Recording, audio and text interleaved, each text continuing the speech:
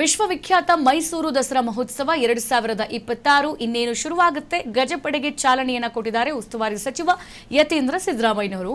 ಗಜಪಡೆಗೆ ಪೂಜೆಯನ್ನ ಸಲ್ಲಿಸಿ ಫಲ ತಾಂಬೂಲವನ್ನ ನೀಡಿ ಚಾಲನೆಯನ್ನ ನೀಡಲಾಯಿತು. ಬ್ರೇಕಿಂಗ್ ಲಭ್ಯವಾಗ್ತಾ ಇದೆ. ಮೊದಲ ಹಂತದಲ್ಲಿ 9 ದಸರಾ ಆನೆಗಳು ಆಗಮಿಸಿದೆ.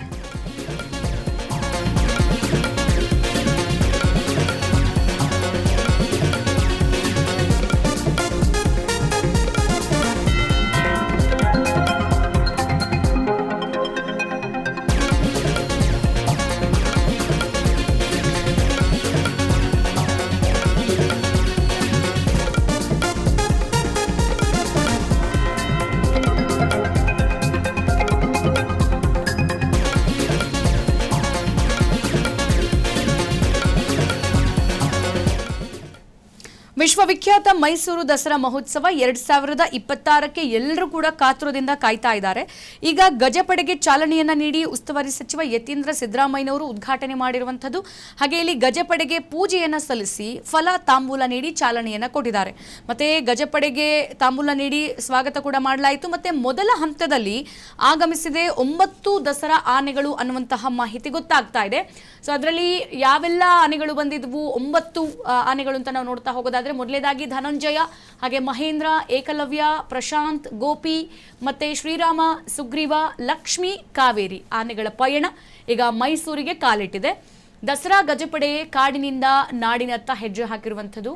6 ವರ್ಷ ಅಂಬಾರಿಯನ್ನ ಹೊತ್ತಿದ್ದಂತಹ ಅಭಿಮನ್ಯುಗೆ ಈ ಸಂದರ್ಭದಲ್ಲಿ ಬೀಳ್ಕೊಡುಗೆಯನ್ನು ಕೂಡ ಕೊಡಲಾಯಿತು.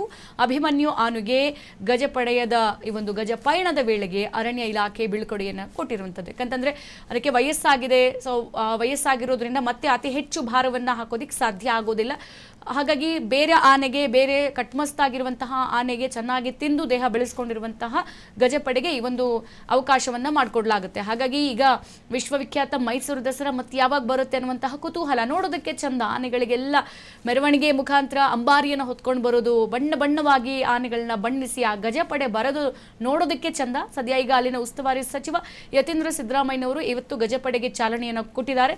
ಸೊ ಗಜಪಡೆಗೆ ಪೂಜೆಯನ್ನು ಸಲ್ಲಿಸಿ ಫಲ ತಾಂಬೂಲ ಕೊಟ್ಟು ಚಾಲನೆ ಕೊಟ್ಟಿರುವಂಥದ್ದು. 9 ಆನೆಗಳು ಇವತ್ತು ಅರಮನೆಗೆ ಎಂಟ್ರಿ ಕೊಟ್ಟಿರುವಂಥದ್ದು. ಅಲ್ಲಿ ಧನಂಜಯ, ಮಹೇಂದ್ರ, ಏಕಲವ್ಯ, ಪ್ರಶಾಂತ್ ಮತ್ತೆ ಗೋಪಿ, ಹಾಗೆ ಶ್ರೀರಾಮ್, ಸುಗ್ರೀವ, ಲಕ್ಷ್ಮಿ, ಕಾವೇರಿ ಆನೆಗಳ ಪಯಣ ಮೈಸೂರಿನಿಂದ ಈಗ ದಸರಾಗೆ ಶುರುವಾಗಿದೆ.